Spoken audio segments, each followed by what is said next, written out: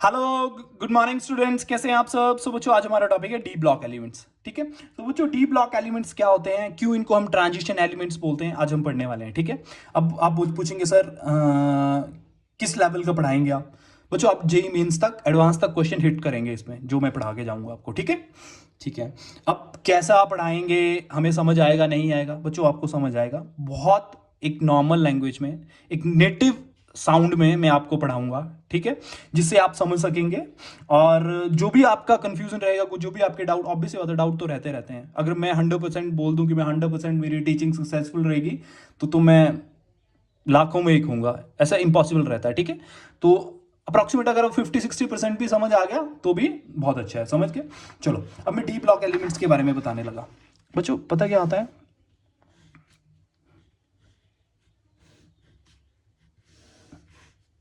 ऐसे जो होता है, ये दो ग्रुप जो होते हैं और ऐसे करके,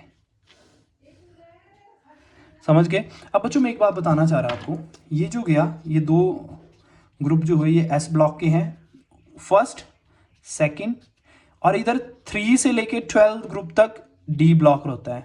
क्या रहता है? D block. इसको हम ट्रांजिशन मेटल भी बोलते हैं। और इधर 13 से लेके 18 तक पी ब्लॉक। समझ गए या नहीं समझ गए? अब हमारे पास इसकी डेफिनेशन क्या थी पहले, कि जो केमिकल प्रॉपर्टीज जो है, जब हम एस से पी की तरफ जाते हैं, तो जो ट्रांजिशन आता है, ठीक है, जिनकी वजह से ट्रांजिशन आ रहा है, उनको हम डी ब्लॉक एलिमेंट्स कहते हैं या ट्रांजिशन एलिमेंट्स कहते हैं। समझ गए? ठीक है, लिखा मैंने, chemical properties were transitional between those S and P. ठीक है, एस और पी में जो चेंज आ रहा है प्रॉपर्टीज में, जिनकी वजह से, ट्रांजिशन की वजह से जो चेंज आ रहा है, उनको क्या ट्रांजिशन एलिमेंट बोला गया। पर आपने देखा कि with the passage of time definition change होती रहती है। तो इनकी डेफिनेशन, एक सटीक डेफिनेशन क्या थी, टू द पॉइंट डेफिनेशन क्या थी, कि बच्चों ट्रांजिशन मेटल ऐसे हैं जिनके पास इनकम्प्लीट N-1 सब शेल है। मतलब पूरा फिल नहीं होगा, जिनका हाफ फिल्ड, फुली फिल्ड होगा, सॉरी, जिनके पास इनकम्प्लीट, फुली फिल्ड नहीं, ठीक है, जिनके पास इनकम्प्लीट N-D सब शेल है, उसी को बोला गया है ट्रांजिशन एलिमेंट। और कौन? सब शेल इधर इन न्यूट्रल में होना चाहिए या देयर आइन स्टेट में हो जाए। ये न्यूट्रल में हो जाए या आइन स्टेट में। To be very careful here. क्या बोला है? Transition metal define as the metal which have incomplete N-D sub shell इधर इन द न्यूट्रल एटम और इन देयर आइन स्टेट। समझिए, न्यूट्रल एटम मतलब कोई चार्ज नहीं होगा। समझ गए? फॉर एग्जांपल,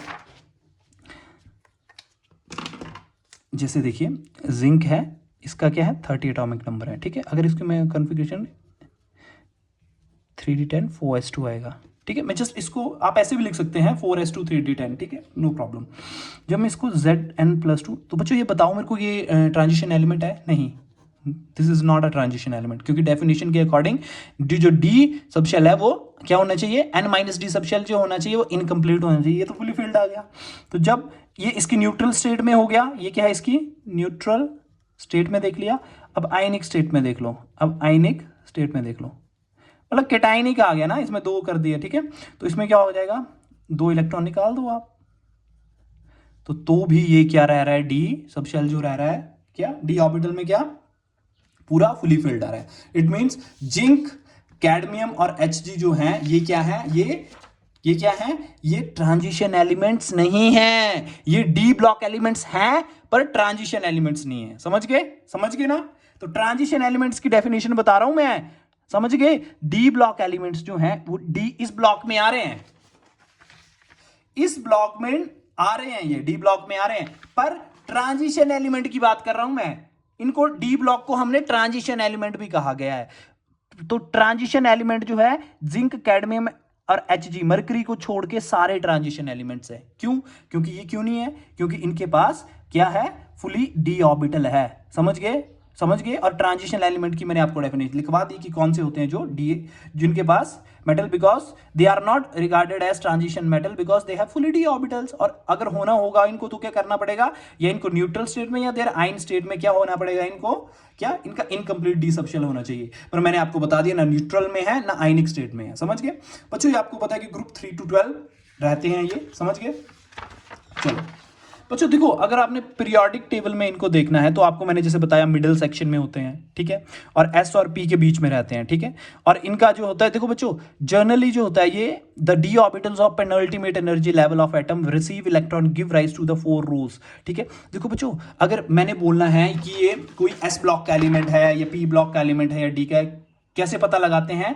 क्योंकि जब लास्ट इलेक्ट्रॉन जो आता है ना, जिस सब शेल में जो लास्ट इलेक्ट्रॉन आ गया वो उस ब्लॉक को क्या फॉलो करेगा, समझ गए, ठीक है, उस ब्लॉक को बिलोंग करेगा। अगर मान लो मेरा एस सब शेल में क्या आ रहा है, लास्ट इलेक्ट्रॉन एंटर कर रहा है तो वो एस ब्लॉक का है। अगर डी ब्लॉक में लास्ट इलेक्ट्रॉन एंटर कर रहा है तो वो डी ब्लॉक का है। अगर पी में कर रहा है तो पी ब्लॉक का है। समझ गए, समझ गए। तो वैसे ही बोल रहे हैं कि last electron n minus D sub shell में एंटर करेगा और हमारे पास ट्रांजिशन सीरीज बनेगी 3d 4d 5d 6d। समझ गए। ये 3d 4d कैसे आ रहा है? ये क्या है, ये पीरियड डिफर कर रहे हैं, मतलब ये फोर्थ पीरियड का है, फिफ्थ का। जब इधर मैं फोर्थ पीरियड 4 डालूंगा इनकी जगह फोर्थ पीरियड में, तो फोर्थ पीरियड में आ जाएगा 3d सीरीज है, फिफ्थ पीरियड में 4d सीरीज है, सिक्स्थ पीरियड में 5d है। समझ गए, एज ऑन।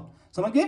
तो देखो बच्चों, इसकी जर्नल इलेक्ट्रॉनिक कन्फिग्रेशन आपको याद करना पड़ेगी। क्या होगी? n-1 d1 to 10 ns 1 to 2। समझ गए। ये जर्नल इलेक्ट्रॉनिक कन्फिग्रेशन है। अब वेरी कैसे करेगी, क्योंकि इसके पीरियड्स कितने मैंने आपको बताया, ठीक है।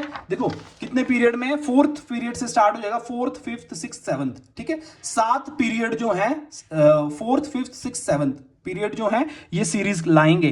तो जब मैं n की वैल्यू 4 भरूंगा तो 3d आ जाएगी, और जब मैं 5 भरूंगा तो 4d सीरीज आ जाएगी, 6 भरूंगा तो कैसे आएगी? जब मैं इधर n की वैल्यू भरूंगा तो, अगर मैंने इधर क्या 4 भर दिया तो 3d आ गई ना, अगर मैंने यहाँ 5 भर दिया तो 4d सीरीज आ गई ना, अगर मैंने यहाँ n की वैल्यू 6 भर दी तो 5d सीरीज आ गई ना, अगर मैंने 7 भर दी तो 6d सीरीज आ जाएगी। समझ गए, समझ गए। ऐसी सीरीज आएगी ये, जब मैं n की वैल्यू क्या है, n क्या है यहाँ पे, पीरियड, ठीक है, पीरियड को बता रहा है ये। समझ गए, चलो समझ गए। चलो ये तो हो गया बच्चों। अब मैं आपको ना एक टॉपिक पढ़ाने वाला हूं, शील्डिंग इफेक्ट क्या होता है, स्क्रीनिंग इफेक्ट क्या होता है, ठीक है बच्चों। मैंने आपको बताया था कि हम क्या कर सकते हैं, हम एटम के जैसे न्यूक्लियस को मैंने दिखा दिया और इसके अराउंड क्या शेल्स बता दिया, और इसमें क्या इलेक्ट्रॉन घूम रहे हैं। एग्री कर रहे, एग्री कर रहे, ठीक है बच्चों। इसमें जो होता है, अब इसमें जो होता है, अब इधर दो फोर्सेस वर्क कर रही हैं, एक इलेक्ट्रॉन इलेक्ट्रॉन रिपल्शन हो रही है, एक न्यूक्लियस और इलेक्ट्रॉन की अट्रैक्शन हो रही है। समझ गए। पर जब क्या करेंगे, जब ये जो न्यूक्लियस है ये क्या करेगा, ये सारे इलेक्ट्रॉन को खींच रहा होगा अपने पास। देखो ना, अट्रैक्टिव फोर्स है, सभी को खींच रहा है, नेगेटिव को तो खींच रहा है। मैं आपको एक एग्जांपल बता रहा हूं कि क्लास में जब हम क्लास में बैठे होते हैं और डेस्क्स लगे होते हैं, तो जो पीछे वाले डेस्क्स होते हैं ना, उन बच्चों को बहुत कम सुनाई देता है। जो कंपैरिजन आगे डेस्क्स होंगे उनको ज्यादा सुनाई देगा। ऑब्वियस सी बात है ना, समझ रहे, वो ज्यादा समझेंगे, उनको बहुत क्लियर साउंड आएगी। पर पीछे वाले बोलते हैं ना सर एक बार रिपीट कर दो, वो क्यों बोलते हैं? क्योंकि सुनाई नहीं दे रहा है। तो वैसे ही अगर मैं वही चीज यहां पे अप्लाई करूं, तो पॉजिटिव चार्ज क्या करता है, अट्रैक्ट करता है। तो जो नजदीक होगा उसको ज्यादा अट्रैक्ट करेगा, जो दूर होगा उसको कम अट्रैक्ट करेगा। ये तो इसकी बात रही। अब इलेक्ट्रॉन क्या कर रहा होगा, ये इनर शेल के इलेक्ट्रॉन है और ये वैलेंस शेल, मतलब वैलेंस मतलब आउटर शेल के इलेक्ट्रॉन है। ये क्या कर रहे होंगे, आपस में इलेक्ट्रॉन इलेक्ट्रॉन क्या करते हैं, रिपल्शन।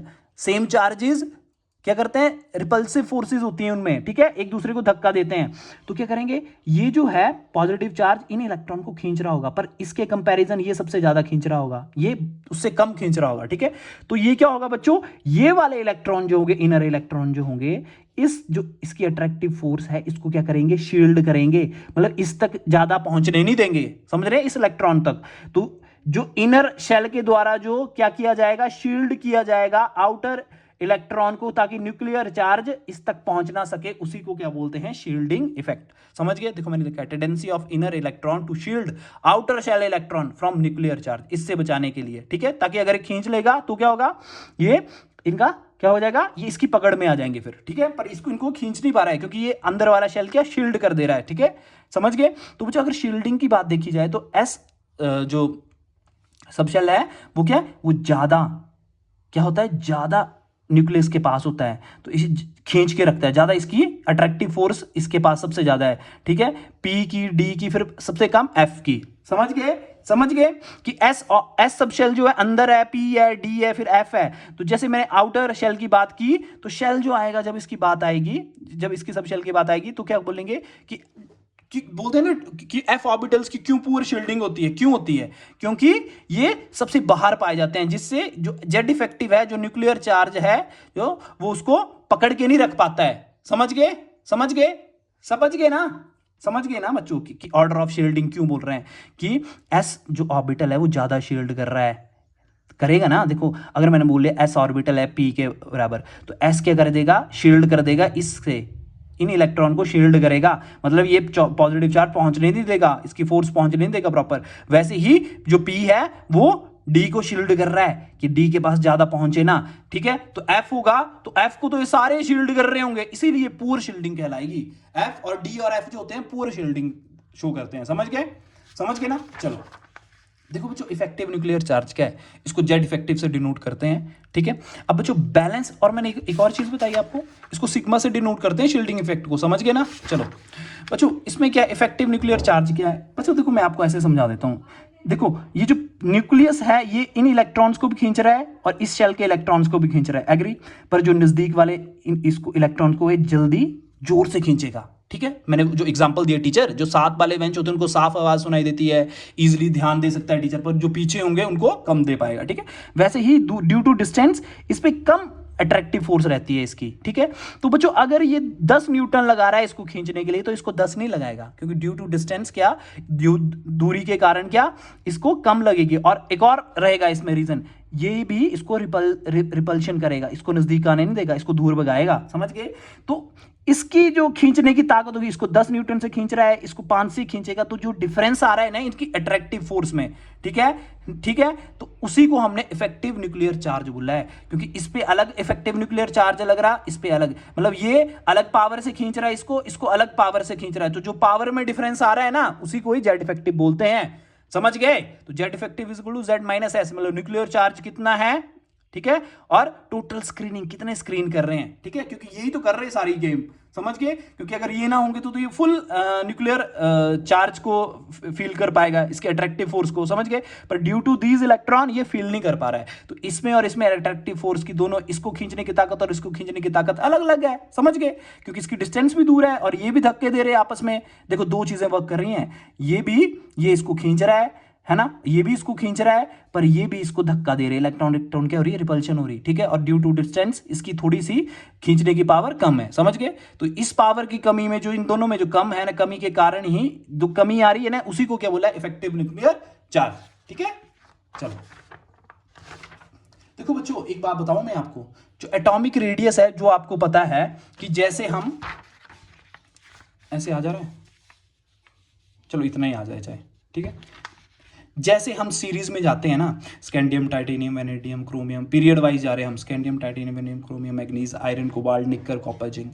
तो सीरीज में क्या होता है, शेल सेम रहता है, सिर्फ एक प्रोटॉन और एक इलेक्ट्रॉन ऐड होता है, ठीक है। तो जब हम ऐसे ऐसे जाते हैं तो जेड इफेक्टिव जो है, न्यूक्लियर जो न्यूक्लियस की पावर है, न्यूक्लियर चार्ज जो है बढ़ता रहता है, क्योंकि प्रोटॉन ऐड हो रहा है। समझ गए? तो प्रोटॉन ऐड हो रहा है तो उससे क्या होगा, जैसे ये शेल है, ठीक है, अगर मान लो इसमें यही शेल रह रहा है, ठीक है, यही ऑर्बिट रह रहा है, तो इसमें क्या हो रहा है, जैसे जैसे एटॉमिक नंबर बढ़ रहा है तो क्या इधर इलेक्ट्रॉन भी ऐड होते चल रहे, ठीक है, इसी शेल में, और इधर प्रोटॉन भी ऐड होते चल रहे।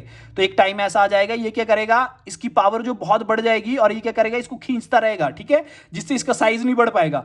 तो अगर पीरियड वाइज देखें हम तो क्या होता है, तो क्या होता है बच्चों, पीरियड वाइज देखें हम तो क्या होता है, तो जैसे जैसे जेड पीरियड में जाते हैं तो जेड इफेक्टिव इंक्रीज होता है और क्या होता है, साइज डिक्रीज होता है। जस्ट रुकिए, मैं इसको चार्जिंग पे लगा लेता हूं। समझ रहे मैं क्या बोल रहा? जैसे जैसे हम पीरियड वाइज पीरियड में जाते हैं इस साइड को, तो क्या होता है, लेफ्ट टू राइट जा रहे, तो क्या हो रहा, जेड इफेक्टिव बढ़ रहा है, जिससे साइज डिक्रीज हो रहा है। क्यों साइज डिक्रीज हो रहा? क्योंकि प्रोटॉन पॉजिटिव चार्ज अंदर बढ़ रहा है, बढ़ रहा है, बढ़ रहा है, बढ़ रहा है, तो उसकी ताकत इतनी ज्यादा है कि इलेक्ट्रॉन को खींच लेगा अपने पास, जिससे जो शेल है, ऑर्बिट है, वो एकदम पास आ जाएगा, जिससे साइज डिक्रीज हो जाएगा, ठीक है। जिंक में तो बहुत ज्यादा प्रोटॉन हो जाएंगे, 10 30 ही इलेक्ट्रॉन, 30 ही प्रोटॉन, तो फिर कितना जोर लगाएगा, ठीक है। पर जब हम ग्रुप वाइज आते हैं तो ऐसा नहीं होता है, ठीक है। ग्रुप वाइज क्या होता है, इसमें शेल बढ़ते रहते हैं, ठीक है, एक शेल हो गया, दूसरा हो गया, तीसरा हो गया, जिससे क्या होता है, जो न्यूक्लियस है उसकी पकड़ लास्ट शेल में इतनी इतनी स्ट्रांग नहीं होती है, जिससे क्या होता है, साइज बढ़ता है। जेड इफेक्टिव क्या होता है, डिक्रीज, और साइज इंक्रीज, ठीक है, एज पर जो चला हुआ था रूल ऐसे होता है, ठीक है। पर अब क्या हो गया, अब क्या हो गया, अब इसमें जब हम डी ब्लॉक एलिमेंट्स पढ़ेंगे तो क्या होगा, चेंज होगा कुछ, ठीक है। ये नॉर्मल जो ट्रेंड है ये फॉलो नहीं किया जाएगा, जर्नल ट्रेंड है ये कि ऐसा होता है जनरली, ठीक है, पर जनरली ऐसा नहीं होगा, ठीक है। इधर क्या होगा, जब हम इधर जो होगा scandium, titanium, vanadium, chromium, manganese, फिकोनी और कॉपर, जिंक में क्या होगा, इधर दो फोर्सेस काम करेंगे, एक इफेक्टिव न्यूक्लियर चार्ज काम करेगा, क्या काम करेगा, इफेक्टिव न्यूक्लियर चार्ज काम करेगा, और दूसरा क्या करेगा, शील्डिंग। शील्डिंग मैंने आपको बता दी, इफेक्टिव न्यूक्लियर चार्ज भी बता दिया, आपने पढ़ लेना है, ठीक है। देखो बच्चों, सबसे पहले क्या होगा, इधर क्या होगा, इधर इफेक्टिव न्यूक्लियर चार्ज जो होगा ना पहले डोमिनेट करेगा, ठीक है, क्योंकि शेल तो बढ़ नहीं रहा, एग्री कर रहे ना, शेल तो बढ़ नहीं रहा, ठीक है, तो उसमें जो है प्रोटॉन ऐड हो रहे हैं, तो मैग्नीज तक क्या होगा बच्चों, देखो आप बोलेंगे सर आपको कैसे पता लगा, ये एक्सपेरिमेंटल चीज है, समझ गए, ये आपकी नोटबुक में एक्सपेरिमेंट करके दी हुई है, ठीक है। अब आप मेरे को मत बोलना कि एक्सपेरिमेंट करो सर, ठीक है, ये आपको समझना है, समझ गए। तो इफेक्टिव न्यूक्लियर चार्ज बढ़ेगा, ठीक है, जिससे क्या होगा, ये लास्ट वाले शेल को पकड़ के रखेगा, जिससे साइज डिक्रीज हो जाएगा, ठीक है, पर मैग्नीज तक होगा ऐसा। पर जब फीको नहीं आ जाएगा तो इधर क्या हो जाएगा, इधर दूसरे वाला जो इफेक्ट है शील्डिंग का ये भी डोमिनेट करने लग पड़ेगा, ठीक है, क्योंकि इधर क्या हो गया, इधर इलेक्ट्रॉन भी बढ़ गए, जो अंदर वाला इनर शेल है उसमें इलेक्ट्रॉन भी आ गए और इफेक्टिव न्यूक्लियर चार्ज भी बढ़ गया, तो इधर इफेक्टिव न्यूक्लियर चार्ज बराबर हो जाएगा शील्डिंग के, ठीक है। इधर शील्डिंग कम है, ठीक है, क्योंकि इफेक्टिव न्यूक्लियर चार्ज पहले से बड़ा है तो इतने इलेक्ट्रॉन शील्ड नहीं कर पा रहे उसको, ठीक है, पर इधर शील्डिंग और इफेक्टिव न्यूक्लियर चार्ज बराबर हो गया, जिससे साइज क्या हो गया, सेम हो गया, समझ गए। और कॉपर और जिंक में देखेंगे तो क्या हो जाएगा, इसमें शील्डिंग ज्यादा डोमिनेट कर जाएगी, इफेक्टिव न्यूक्लियर चार्ज के शील्डिंग ज्यादा डोमिनेट कर जाएगी, जिससे क्या हो जाएगा, जो वैलेंस शेल वाले इलेक्ट्रॉन हैं उन पे पकड़ कम हो जाएगी और साइज बढ़ जाएगा, समझ गए।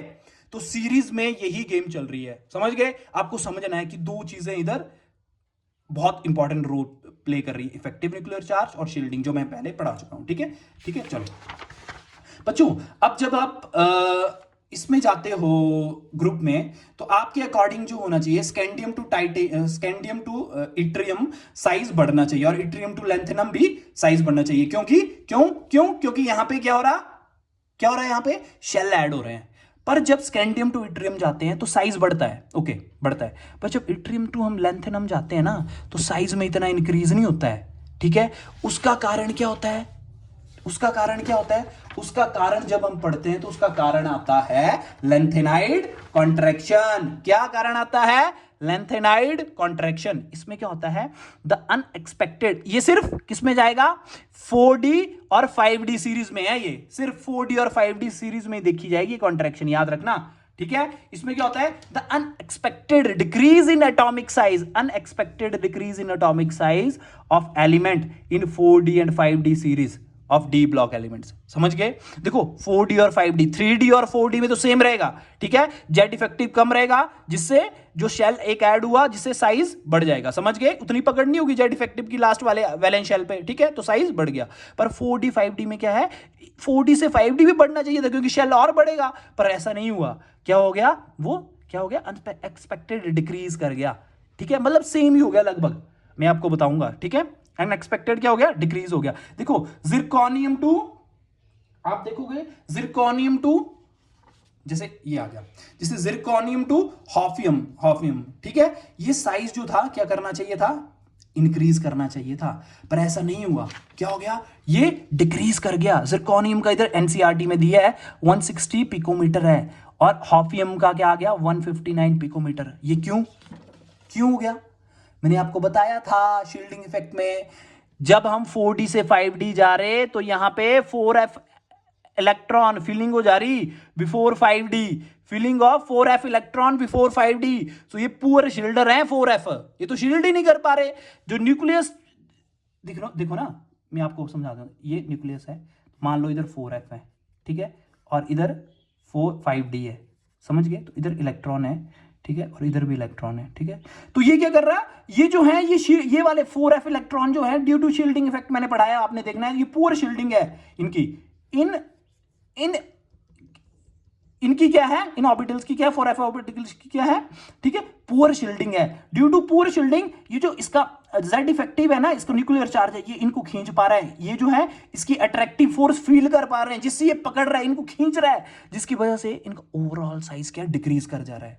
ठीक है, ठीक है। और आप बोल सकते हैं कि imperfect shielding of 4f orbital then 5d, hence due to increase in Z effective and the size decreases, इसीलिए जेड इफेक्टिव बढ़ जाएगा। और ठीक है, जेड इफेक्टिव तो ऑलरेडी बड़ा होगा क्योंकि इलेक्ट्रॉन ऐड हुए हैं, तो इधर भी प्रोटॉन ऐड हुए होंगे। ठीक है, तो due to poor shielding of 4f ये क्या है, लास्ट सबशेल को भी खींच के रखता है और खींच लेता है पूरा, जिसकी वजह से जिरकोनियम 160 और हॉफियम का बढ़ना चाहिए था पर 159 ही कम हो जाता है। समझ गए, समझ गए ना, समझ गए क्यों हुआ ये, लेंथेनाइड कंट्रैक्शन की वजह से।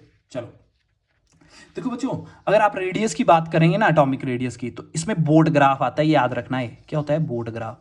ठीक है, पहले रेडियस कम हुआ कम हुआ कम हुआ कम हुआ कम हुआ, फिर फिकोनी आ गया, फिकोनी आ गया तो बराबर हो गया इनका एटॉमिक रेडियस। ठीक है, और फिर कॉपर जिंक में बढ़ गया। ठीक है, इधर भी बोर्ड ग्राफ ही रहेगा। ठीक है, सेम ट्रेंड चलेगा 3D 4D 5D 6D में, मैं वो मैंने 3D पढ़ा दिया आपको। ठीक है, पर आपको देखना, आपको बोला है 3D 4D 5D, ठीक है, पर 4D से जब आप नीचे को उतरोगे ना, तो इसमें क्या है, देखो इसमें 3D to 4D जो है साइज जो है इसका बड़ा है, 4D to 4D, 3D से 4D का साइज बड़ा है, पर जब 4D to 5D जा रहे हो तो अप्रोक्सीमेटली क्या है, सेम आ जा रहा है, ये बड़ा नहीं, अप्रोक्सीमेटली सेम आ जाएगा। क्यों, ड्यू टू लेंथेनाइड कंट्रैक्शन। तो ही देख लो, इसको साथ में कर दिया, साइज लगभग बराबर है, लगभग बराबर रहता है। ठीक है, समझ गए ना। चलो बच्चों एक बात और सुनो कि नोट करके लिखा हुआ है मैंने कि with a partial filled d orbital this element exhibit certain characteristic properties such as display of variety of oxidation state, formation of coloured ions and entering into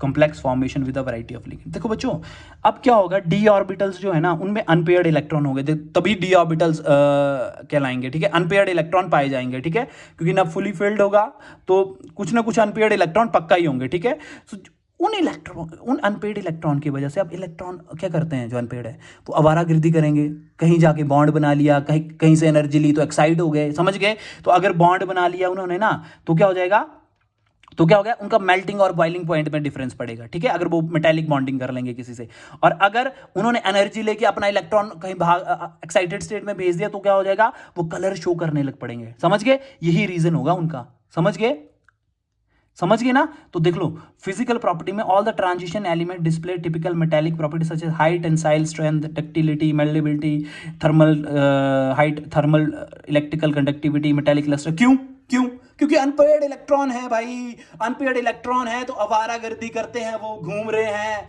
ठीक है, कोई टेंशन नहीं है परिवार की, कुछ भी है, कहीं जा रहे तो किसी के साथ बॉन्ड बना ले रहे, अगर नहीं दिल कर रहा तो किसी से एनर्जी ले रहे, अपने आप एक्साइट हो जा रहे, अगर बॉन्ड बना ले रहे तो उनकी malleability, high thermal electrical conductivity हो जा रही, टेंसाइल स्ट्रेंथ ज्यादा हो जा रही, क्योंकि बॉन्ड बना लिया तो किसी और के साथ भी जुड़ गए, मोटे हो गए और ताकतवर हो गए। ठीक है, और अगर अपना इलेक्ट्रॉन अगर किसी से एनर्जी ले ली तो क्या एक्साइट कर दिया, तो कलर शो कर दिया। समझ गए, पर जिंक, कैडमियम, मर्करी और manganese have one or more typical metallic structure at normal temperature. समझ गए, ठीक है, इनका क्या होता है ये याद रखना आपने कि zinc, cadmium, mercury, manganese have one more typical metallic structure at normal temperature. इसीलिए ये क्या होते हैं, ये ट्रांजिशन एलिमेंट से अलग होते हैं, थोड़ा डी ब्लॉक बोलते हैं इनको। ठीक है, तभी इनको ट्रांजिशन एलिमेंट में इन तीनों को ऐड नहीं करते, पर मैग्नीज को तो हम ऐड करते हैं। पर आप देखोगे कि मैग्नीज का बॉइलिंग पॉइंट कंपैरिजन क्रोमियम के कम हो जाएगा। क्यों, क्योंकि इसका अनपेयर्ड इलेक्ट्रॉन तो सबसे अनपेयर्ड इलेक्ट्रॉन तो इसमें भी पाए जा रहे हैं 3d5 4s2, पर क्यों इसका कम होगा, क्योंकि देखो मैग्नीज का जो है ना 25 है, अगर मैं देख रहा हूं तो इसकी लिखूं तो मैं 3d5 4s2 लिख पा रहा हूं, पर जब मैं क्रोमियम का लिख रहा हूं 24 है, सॉरी, तो आर्गन 3d5 4s1, तो इसमें देखा जाए तो number of electron, unpaired electron तो इधर भी बराबर है, इधर भी बराबर है, अगर ऐसे ऑर्बिटल डी ऑर्बिटल के देखा जाए तो। ठीक है, पर इसका मेल्टिंग और बॉइलिंग पॉइंट कम है कंपैरिजन इसके क्रोमियम के। क्यों, ड्यू टू अनयूजुअल स्ट्रक्चर, इसका बहुत अजीब सा स्ट्रक्चर होता है इसका। समझ गए, समझ गए। देखो अब फिजिकल प्रॉपर्टीज पढ़ रहे हैं ना, तो ट्रांजिशन एलिमेंट्स मेटल्स जो है ना, exception zinc cadmium Hg are very hard and have low volatility. Their melting boiling point are high. क्यों? ड्यू टू अनपेयर्ड इलेक्ट्रॉन, कहीं भी घूम रहे, आवारागर्दी कर रहे, कहीं बॉन्ड बना ले रहे, कहीं से एनर्जी ले रहे, ठीक है, बॉन्ड बना लिया तो वो स्ट्रांग हो गए उसमें, ठीक है, उनकी बॉन्ड अगर वो बॉन्डिंग कर लेंगे तो क्या हो जाएंगे, हार्ड हो जाएंगे, लेस वोलेटाइल हो जाएंगे, बॉइलिंग मेल्टिंग पॉइंट हाई हो जाएगा उनका, ठीक है। पर अगर उन्होंने किसी से एनर्जी ले ली इलेक्ट्रॉन ने तो क्या करेंगे, एक्साइट करके कलर शो कर देंगे, समझ गए। एक्सेप्शन क्या है, मैग्नीज और technetium has low melting boiling point. क्यों बच्चों? क्योंकि अनयूजुअल स्ट्रक्चर है, अनपेयर्ड इलेक्ट्रॉन है पर इनका स्ट्रक्चर ही बहुत अनयूजुअल है। बस आपने ये याद रखना, ड्यू टू अनयूजुअल स्ट्रक्चर, समझ गए। चलो बच्चों देखो एक्सेप्शनल केसेस भी हैं कुछ, ठीक है, पर मैं सबसे पहले आपको एक ग्राफ पढ़ा देता हूं उसका, ठीक है। ये देखो ग्राफ पढ़ो इसका,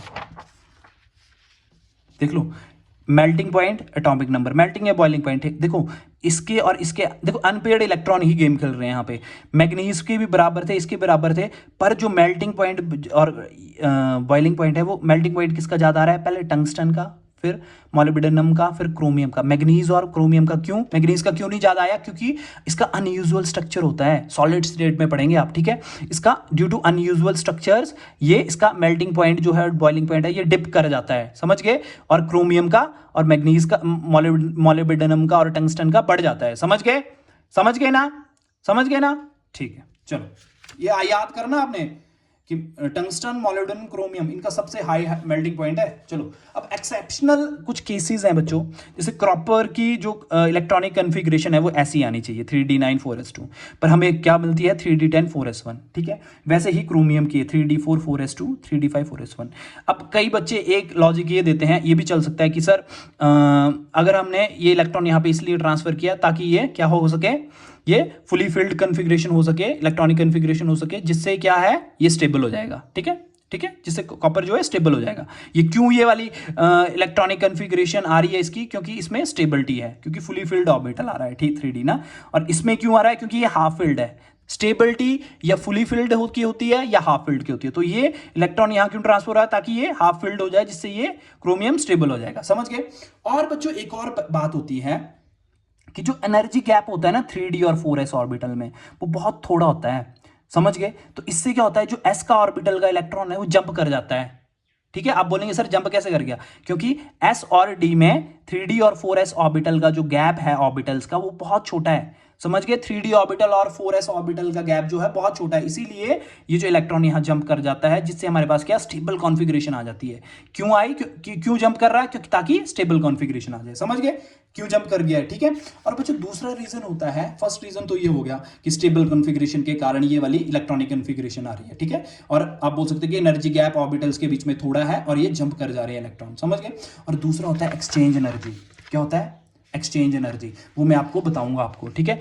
और पीडी, ठीक है, लेड का जो है 4d8 5s2 है, पर एक्सेप्शन क्या है इसमें 4d10 5s2 5s0 है इसका, ठीक है। ये इसकी इलेक्ट्रॉनिक कॉन्फ़िगरेशन है, होनी ये चाहिए पर होती ये है, समझ गए। क्यों, क्योंकि 4d और 5s ऑर्बिटल में गैप कम है, तो इसको स्टेबल करने के लिए ये इधर ट्रांसफर हो जाती है, वही यहाँ चला हुआ है, ठीक है।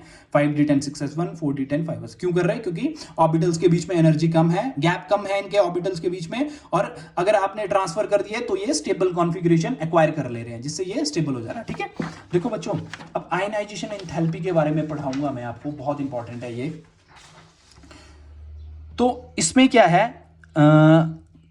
एक्सपेक्टेड क्या था कि इस साइड को साइज डिक्रीज कर रहा, ठीक है, पीरियड में left to right size decrease करता है, तो आयनाइजेशन एनर्जी बढ़नी चाहिए, ठीक है, इंक्रीज होनी चाहिए। पर प्रैक्टिकली क्या है, the value show that successive enthalpy of element do not increase as steeply as in non transition. देखो ये इंक्रीज नहीं कर रही है, ये फ्लक्चुएट कर रही है। स्कैंडियम की 631 है आयनाइजेशन, टाइटेनियम की 656 है, बड़ी मान लिया, तो ये भी बढ़नी चाहिए थी, पर वेनेडियम की कम होगी, क्रोमियम की बढ़ गई मान लिया, फिर मैग्नीज की बढ़ गई, फिर आयरन की बढ़ गई, फिर कोबाल्ट की कम होगी, फिर निकल की कम होगी। तो ये जो वर्क कॉनी जो है, ये एक 3 एलिमेंट्स हैं जिनकी क्या है, एक्सेप्शनल है। क्यों है, अब एग्जांपल बताता हूं मैं आपको। देखो कोबाल्ट ले लो, ये इलेक्ट्रॉनिक कॉन्फ़िगरेशन है, ये मैंने लिख दिया, ठीक है, ठीक है।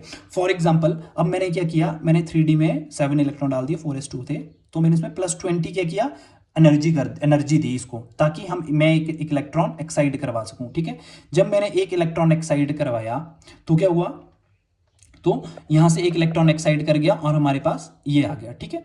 तो बच्चों आप देखोगे जो 3D और 4s है तो इसमें जो है वो गैप बहुत कम है, मैंने आपको पहले पढ़ाया, ठीक है। तो गैप बहुत कम है जिसकी वजह से ये वाला इलेक्ट्रॉन क्या होगा, यहां पे क्या कर जाएगा, जंप कर जाएगा। और अगर जंप कर जाएगा तो आप देखोगे अगर जंप कर जाएगा तो ये खाली हो जाएगा और 3D ऐसे भर जाएगा, ठीक है। तो बच्चों अगर आप पिछले वाला देख रहे हो, ये वाला 3D ऑर्बिटल, इसमें आप देख सकते हो तो इसमें एक्सचेंजेस जो है, जो हम एक्सचेंज कर सकते हैं वो हम यहाँ पे टू एक्सचेंज हो रहे हैं, ये यहाँ जा सकता, ठीक है। यहाँ 1 एक्सचेंज ही है कि ये वाला इलेक्ट्रॉन जो है, ठीक है, ये यहाँ पे एक्सचेंज कर सकते हैं, ठीक है। पर यहाँ पे आप देखोगे तो यहाँ पे एक्सचेंज कितने कर सकते हैं, ये वाला इधर भी जा सकता है और ये वाला इधर भी जा सकता है, ठीक है, और ये वाला इधर भी जा सकता है, मतलब 3 एक्सचेंजेस हैं इधर। और इधर कितने एक्सचेंजेस है, ये यहाँ आ सकता है और यहाँ 2 एक्सचेंजेस है और यहाँ कितने हैं एक्सचेंजेस, 3 एक्सचेंजेस। मतलब बच्चों ये जो इलेक्ट्रॉन होते हैं ना, जैसे मैंने भरे हुए हैं ये एक्सचेंज कर लेते हैं अपनी पोजीशन, यहां से यहां आ गया, ये यहां से यहां आ गया, स्विच कर लेते हैं अपनी पोजीशन, समझ गए। तो इसने इधर कर ली, इसने इधर कर ली स्विच अपनी, इसके पास तो 2 ही डब्बे हैं ना स्विच करने को, इसके पास कितने हैं, इस डब्बे को इधर भी एक्सचेंज कर लेगा, ये वाला इलेक्ट्रॉन इधर भी आ सकता है, इधर भी आ सकता है, ये वाला इधर भी आ सकता है, ये इधर ही आ सकता है, ठीक है। तो 1 और 2 और ये 3 एक्सचेंज हो गए, ठीक है। जब एक्सचेंजेस होते हैं तो एक्सचेंज एनर्जी निकलती है, समझ गए।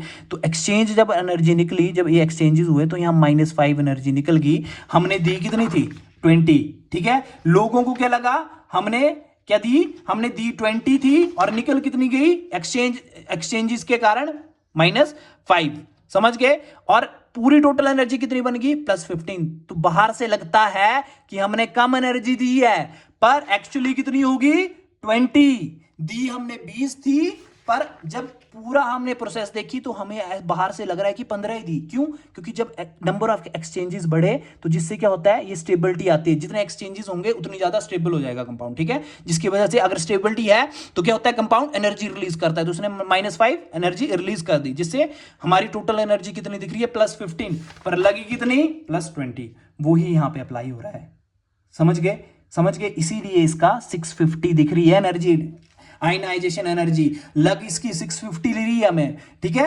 मतलब हमें दिख कितनी रही है 650 दिख, हमने अप्लाई कितनी की 20 पर दिख कितनी रही 50, पर अप्लाई इधर उतनी हुई होगी पर इधर दिख कितनी रही है, कम दिख रही है, इसीलिए कम रही, अप्लाई ज्यादा हुई है पर कम क्यों दिख रही है, आपको लग गया due to exchange energy, due to number of exchanges बढ़ रहे हैं, ठीक है। जब मैंने क्रोमियम और कॉपर का केस लिया ना, ठीक है, फॉर एग्जांपल जैसे मैंने क्रोमियम और कॉपर का केस लिया तो इधर भी यही गेम होती है। एक तो आप बोल सकते हो कि इनके ऑर्बिटल्स में एनर्जी गैप जो है थोड़ा है, इसीलिए इलेक्ट्रॉन क्या जंप करके स्टेबल इलेक्ट्रॉनिक कॉन्फ़िगरेशन एक्वायर करना चाहते हैं। दूसरा रीजन होता है, ठीक है, ये बोल सकते हो आप सिमेट्री के कारण हो। First is symmetry, second is exchanges. तो आप इसमें देखोगे तो इसमें एक्सचेंजेस कम होंगे, पर जब ये इलेक्ट्रॉन यहां जंप कर जाएगा तो यहां नंबर ऑफ एक्सचेंजेस बढ़ जाएंगे, ठीक है। मतलब इलेक्ट्रॉन को एक्सचेंज होने के लिए डब्बे ऑर्बिटल और ज्यादा मिल जाएगा, ठीक है, जिससे कारण इसकी एक्सचेंज एनर्जी ज्यादा हो जाएगी इसके कंपैरिजन, इसीलिए